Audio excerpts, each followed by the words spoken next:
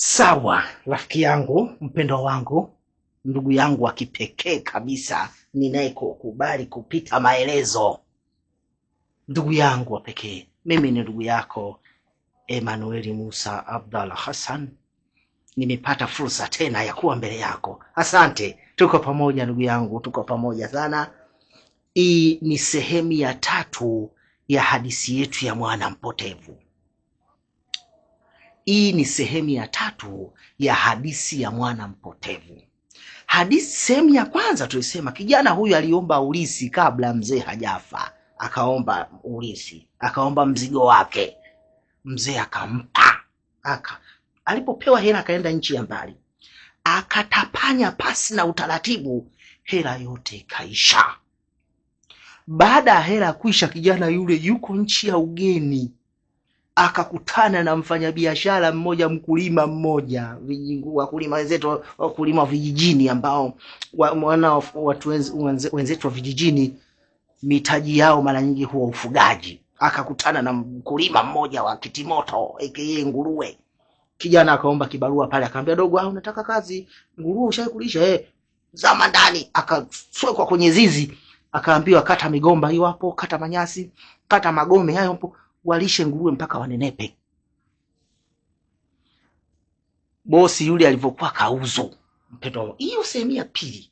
Bosi alivyokuwa kauzu hakumpa hata chakula. Jamaa njaa ikawa inampiga mpaka akana tamani sasa kula vyakula vile ambavyo nguruwe wanatafuna. Kama unavyojua nguruwe alivyomchafu, lakini mwamba yule ndugu yetu njaa ilivyomkangata akawa anataka kutafuna ule msosi ambao nguruwe walikuwa wanakula. Hali ilivyokuwa mbaya, tuliishia kijana yule ametafakari. Amesema, kwa nini mimi nile magome ya miti? Kwa nini mimi nitafune chakula ambacho mnyama huyu anakula? Akatafakari. Tumeishia anasema, nitaenda kwa baba yangu. Baba yake alikuwa yuko vizuri kidogo kwenye masuala ya namna gani, alikuwa vizuri baba yake kijana huyo. Akasema, nitaenda kwa baba yangu kumuomba msamaha ili mambo mengine yaende. Sehemu ya 3 nakuletea alipokwenda kwa baba yake. Alipochukua maamuzi ya kishujaa kwenda kwa baba yake ambaye alimdhalilisha, tunasema alimfedhehesha, alimtia aibu. Maana anamdai ulisi kabla mzee hajavuta, kabla mzee hajafa anadaiwa ulisi. Mzee, nipe hela yangu. Mzee alijitetea, mwanangu, hela bado sijafariki, unakulaje hela? Akasema, we, takutia nguvu ya taya, nipe hela yangu. Mzee alikuwa hana hiana, akampa mzigo wake. Kwa tutaangalia leo, je, mzee atamsamehe? Je, mzee atamhurumia kwa dharau alizomuonesha? Hii sehemu ya 3 sasa. Kijana amesema, nitaenda kwa baba yangu kumuomba msamaha. Baba atakubali kumsamehe? Una kitendo cha kumfezesha, kumjazia watu. Maana alimjazia watu, nipe langu, nipe urithi wangu. Zogo, mzee anataka kukataa zogo, lakini mzee akashindwa, akampa. Kijana amepigwa na maisha, yuko nyanga, anawaza anaenda kwa baba yake. Sehemu ya 3 hii. Je, baba atampokea? Tulia hapo mtazamaji wangu. Weka bando lako, kama kuna juisi ya parachichi weka pale, juisi ya mamanga weka pale, juisi ya embe tulia nayo pale, endelea kuvuta. Kama uko kwenye daladala, chukua bazoka yako basi unatafuna huku una relax, unaangalia klipu hii na kusomea sasa habari hii ambayo je, baba atamsamehe na kumuonea huruma mwanae? Hadithi hii iko katika Luka sura ya 18, sura ya 15 kuanzia mstari wa 11 na kuendelea. Hadithi hii ndio iko hapo. Hii ni sehemu ya 3. Tunakwenda kuangalia baba atamsamehe. Hii hapa na kusomea baba. Tulia hapo. Dereva wako makini. Emmanuel, niko hapa. Takuongoza vizuri, huwezi kuyumba, huwezi kuzama. Nilisoma dereva wengine wakikuendesha roho mkononi, kama ni bodaboda basi roho mkononi,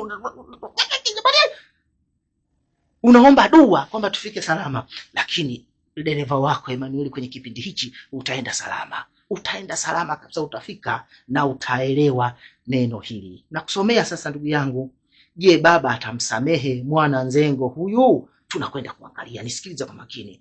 Nasoma mstari wa 20, 15, 20 Luka, na kusomea mstari wa 20. Akaondoka akaenda kwa babaye.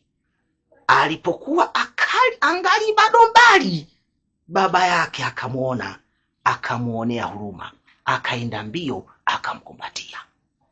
Mstari wa 20 huo. Sikiliza baba, kijana amechukua maamuzi magumu.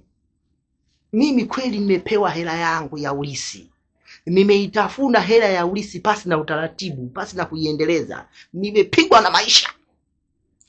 Anarudi kwa baba yake. Alimdhalilisha baba kumdai hela ya ulisi bado mzazi uko hai, lakini tumeona baada ya kufika tu akiwa bado dogo, anakuja yuko mbali, mzee anaenda anampa hagi. Anampa hagi, kijana mwanangu, hagi ilo hapo, tulia. Anampa hagi mwanae kushukuru kwamba amerudi. Kumbuka walikuwa wawili hawa. Twende na kusomea baba. Huu mstari wa 20. Kijana mstari wa 21 anasema, yule mwana akamwambia babaye, baba, nimekosa juu ya mbingu na mbele yako, sistahili kuitwa mwanao. Kijana anatubu, anamwambia hastahili kuitwa mwanae hata mara moja. Tuone baba anatamka nini.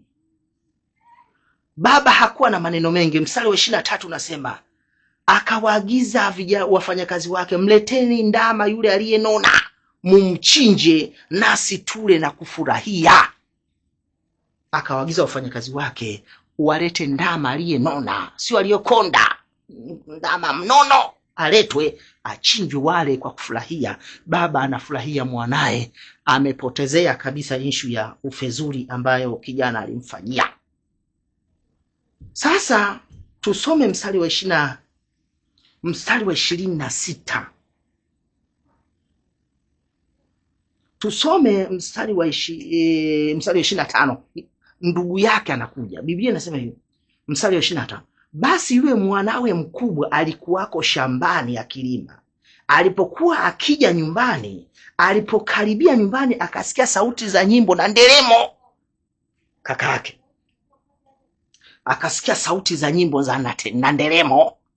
Akamuuliza mfanyakazi, kuna nini? Akaambiwa, kuna sherehe, mdogo wako amekuja. Tusikie kijana huyu alitoa kauli gani. Walikuwa watu wawili hapa, walikuwa familia, watoto wawili. Tupate jibu. Ametoka shambani, anafika nyumbani bado mbali tu, anasikia hoi hoi na nderemo, watu wanashangilia. Anamuuliza mfanyakazi, vipi, kuna nini hapo? Anaambiwa, mdogo wako amerudi, aliyokuwa ameondoka. Tuone dogo anatamka kauli gani. Hii ni sehemu ya 3 ya hadithi ya mwana mpotevu, na kuletea dereva wako. Tulia hapo hapo. Mstari wa 23 akasema, mstari wa 28, akakasirika, akakataa kuingia ndani. Basi babaye akatoka nje akamsihi. Kijana akasema, akamjibu baba yake akasema, baba, tazama, nimekutumikia miaka mingapi, hujawahi kunichinjia hata mbuzi. Leo unamchinjia huyu ambaye alienda kutumia hela na makahaba huko, unamchinjia mbuzi, siingii ndani. Kijana alikasirika. Tuishie hapo. Mpendo wangu, tuendelee sasa kudadavua. Kijana huyu amerudi kwa baba yake. Kama tunavyofahamu, wazazi wana huruma, wazazi wana upendo wa kipekee kwa watoto wao. Kijana alipoondoka, aliondoka kwa maneno ya dharau, aliondoka kwa kiburi, aliondoka kwa dharau, aliondoka kwa majigambo kwamba ameshika kibunda cha hela, kwamba anaenda kutengeneza maisha. Akaondoka zake. Hakuwasiliana na wazazi wake, hakuwapigia simu, hakuwahi kurudi, wala hawakujua ameenda wapi. Kwa hiyo akawa amepotea huko kijana. Kwa sasa baba kama mzazi akawa anahuzunika, maana mzazi, hela si kipaumbele kwenye maisha ya mwanae. Yaani mkimleta mzazi hapa na mtoto wake, hela haina thamani, mtoto ndo kila kitu. Kwa mzazi alipompa hela hakuwa hata na shida, alikuwa hana hata wasiwasi na hela, alikuwa hana mpango na hakuwa na uchungu na zile hela. alikuwa na uchungu na mtoto wake amuone, maana kijana alikuwa hana mawasiliano naye. Kwa mzee alikuwa anajua mwanangu alishakufaga, mwanangu alishazikwaga huko, labda ameshakufilia mbali. Kwa alipomuona alishangilia na kufurahia. Sasa aliposhangilia akaagiza menyu iandaliwe ya kutosha tu kwa ajili ya sherehe ya mtoto wake kurudi. Kaka yake akawa anakuja, ndo akasikia nderemo, akauliza kunani? Wakamwambia bwana mdogo wako amerudi, yule ambaye aliondoka nchi za nje, alikuwa hana mawasiliano na nyie, amewapotezea, amerudi. Ndo tunaona kaka mtu anasema mimi siingii ndani, hii nyumba haifai, siingii ndani. Kijana akakataa kuingia ndani. Baba akatoka akambembeleza, mwanangu ingia ndani, tusamehe, tumuone ndugu yako alikuwa amepotea. Tunaweza kusema alikuwa kama ameshakufa, maana tuna miaka tujawahi kumuona hapa. Kwa mimi kama mzazi nilikuwa najua ameshakufa. Kwa kitendo cha kuja nimeona kama zali, nimeona kama bahati mtoto wangu kurudi. Kwa mwanangu tulia, wewe uko pamoja na mimi, mali hizi nitakupa tu, usihuzunike. Tunajifunza nini kwa bwana mdogo huyu kaka mtu naye kwenye hadithi hii? Kaka aliona wivu, ndio maana akatamka akasema, bwana mtu kaenda huko tapanya mali, kafanya mambo ya ufuska, mambo ya hovyo, unamchinjia ng'ombe. Aliingiwa na wivu kaka mtu, au alikuwa na bifu na ndugu yake, alikuwa na kiroho cha kisokolo kwiju alichokuwa nacho, alikuwa na hasira na ndugu yake. Na wakati kwenye jamii kama familia hatupaswi kuishi namna hii hata kidogo. Ndugu yako anapopata matatizo, ndugu yako anapopata mabaya, hata kama ni mshenzi, hata kama ni mafia, anapopitia kwenye kipindi kigumu, anapopitia kwenye mazingira magumu, muone huruma ndugu yako. Usifanye ungangali kwamba atajijua akafie mbele huko, sio vizuri. Mungu apendi ufanye namna hii. Ndio mzazi alichokifanya. Mwanae kweli alimjibu nyodo, alimjibu kwa dharau, lakini aliporudi mzazi akasema, hela kitu gani? Utu kwanza, hela zinatafutwa. Mwanangu nilikuwa najua kafa. Akamsamehe mwanae, ila mdogo wake ndo kaka mtu ndo akawa ana roho mbaya. Na kwenye familia nyingi kuna tabia namna hii, watu wengi waona bifu. Unakuta mtu na dada yake hawasalimiani, mtu na kaka yake hawapendani, ni bifu, usharina. Lakini kiukweli haipaswi. Kaka mtu akaambiwa na baba yake, huyu mdogo wako mimi nilikuwa najua kafa, lakini maadamu karudi, ni kitendo cha kumpokea, ni kitendo cha kumuuliza kuna nini kilimkuta, kwa nini aliondoka pasi na kujujulisha sisi yuko wapi, anafanya nini, kwani ya kutujulisha. Tukae naye kitako, wala ndo kaingia huyo, tumuhoji barabara aseme kwa nini aliondoka, tutajua tutana namna kumsaidia. Kwa nafikiri kijana yule alielewa, japo kishingo upande. Biblia inasema alienda kukaa kwenye kiti, lakini alikasirika, alichukia, alisema mimi simtaki huyo, kwa sababu alipewa mali akaondoka. Usifanye hivyo ndugu yangu. Ndugu yako anapopitia kwenye magumu, jirani yako anapopitia kwenye mabaya, wewe usimchukie.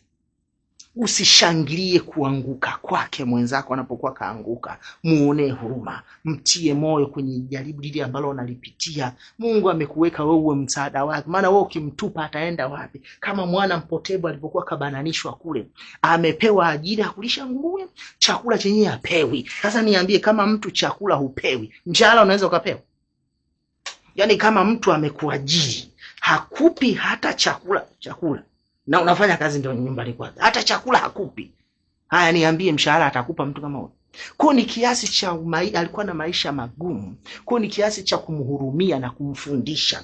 Ilikuwa ndakia kijana aingie na ndani amueleweshe, bwana mdogo tulia, maisha haya yana papala, unapokuwa na hela tulia, wangemuelewesha. Lakini yeye akaleta bifu, hafai, anamnunia babake. Mi baba nimekaa kwako hapo unisaidii wala nini, unichinjia hata mbuzi. Leo huyu mlabamia huyu anatoka huku katapanya hela, unamchinjia ng'ombe. Akanuna na kukasirika.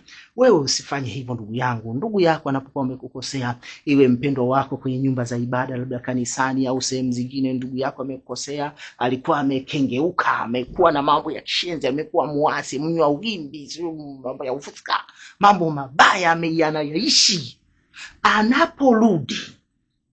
Anaporudi katika nyumba ya Mungu, Anapogeuka sasa na kusema mimi nimetubu, isiwe sababu ya wewe sasa uanza kumgumba masimango. Wewe nini uokoke? Wewe ulikuwa mzinifu na wewe utaokoka wewe? Wewe utaanza kusali wewe kwa uasi uliotenda, Mungu atasamehe dhambi uliyofanya wewe? Unalala kwenye mabaa. Unalala kwenye mabaa wewe, Mungu atakusamehe? Usimhukumu ndugu yako, maadamu kasharudi kwa Mungu wake, karudi kwa baba yake kuomba msamaha.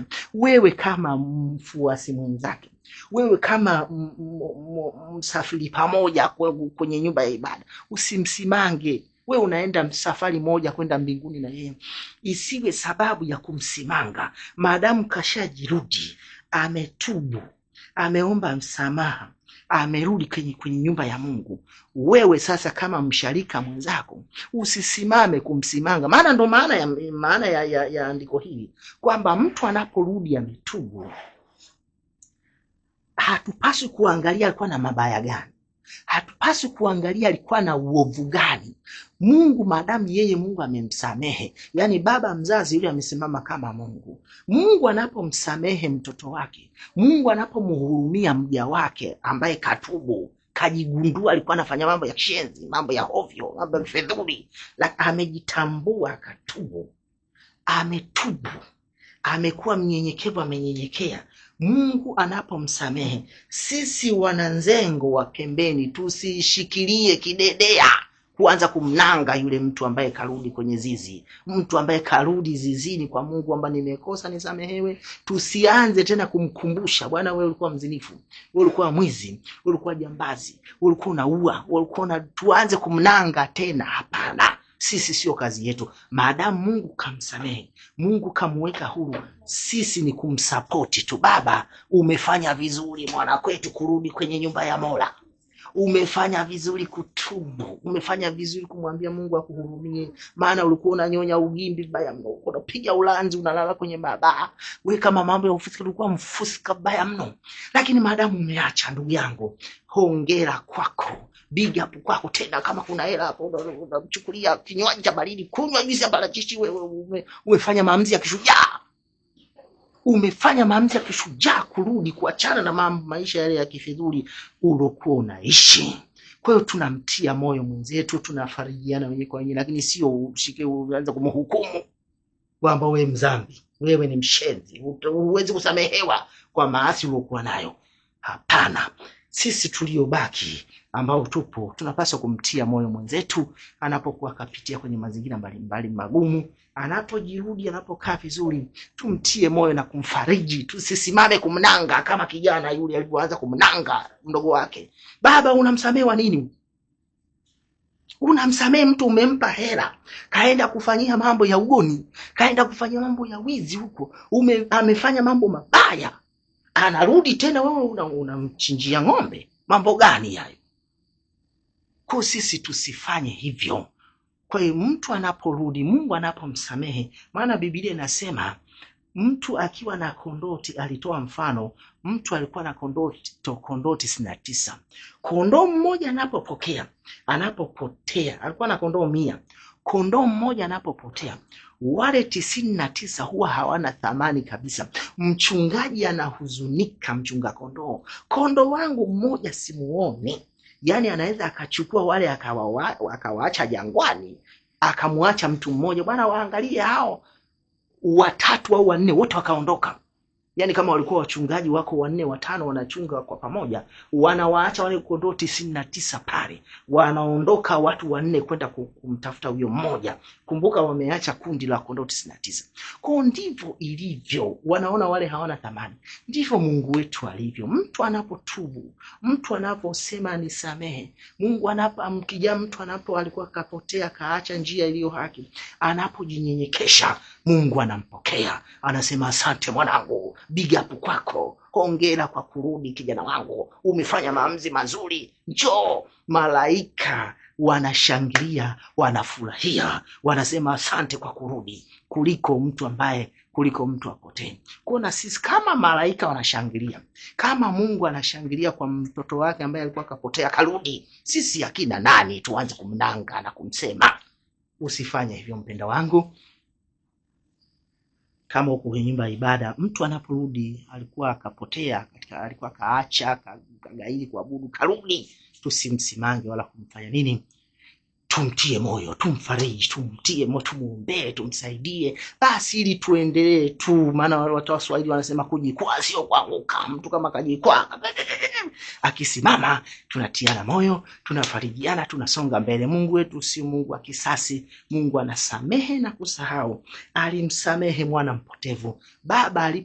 Mwana mpotevu alirudi kwa baba yake, alipomwambia naomba unisamehe, baba hakuwa na hiana, hakushikilia msimamo toka, una maana ulichukua hela yangu kwa dharau ukafie mbele. Mzazi hakusema hilo, bali alimuonea huruma baba yake, mtoto wake, alimsamehe kabisa, na mambo yakawa mazuri. Na hata mwanae aliyebaki alipoanza kumnanga naye, mwana, baba huna maana na unamsamehe huyu mwenda azimu huyu, alimtuliza, ni mwanangu, usimhukumu mwenzako, hatujui amemkuta mambo gani. Maadamu karudi kwetu, maadamu katubu, tumsamehe yaliyopita, si ndwele, tugange yajayo. Kwa hiyo kijana yule mwana mpotevu akasamehewa. Hii ni sehemu ya 3 mwana kwetu nilikuletea katika hadithi ya mwana mpotevu. Sehemu ya kwanza nilikwambia kijana aliomba ulisi. Baada ya kuomba ulisi, baba yuko hai, akaomba ulisi. Baba alikataa, lakini kijana alisimama, leta hela yangu. Mzazi alimpa. Baada ya kumpa, kijana yule kushika mzigo, kaenda nchi ya mbali, kaenda huko katapanya. Tulisema baada ya kutapanya, hiyo ni sehemu ya kwanza. Unaposema unapopata pesa itumie kwa nidhamu. Yani ukiwa na bunda la hela, kuwa makini kulitumia, usilitumie ovyo. Ukitumia ovyo inaisha. Tumesema hela ulionayo mkononi ndo yako, ambayo iko kwa mwingine sio yako. Kwa ile ulionayo itumie kwa nidhamu. Tukaona mwenzetu baada ya kupata hela alitumia matumizi ya ovyo. Tumia matumizi ya ovyo, hela yote ikaisha. Sehemu ya pili, baada ya matumizi kuisha, akaanza kuishi maisha mabovu. Tukaangalia baada ya kuanza kuishi maisha mabovu alichukua uamuzi gani? Sehemu ya pili, maamuzi aliyoyachukua. Alisema mimi siwezi kuishi maisha magumu, nitarudi kwa baba yangu aweze kunisamehe. Ndio hii sehemu ya 3 sasa tulikuwa tunaangalia, je, baba atamsamehe kwa sababu alimfanyia mambo ya kifezuri, alimdai hela kwa dharau.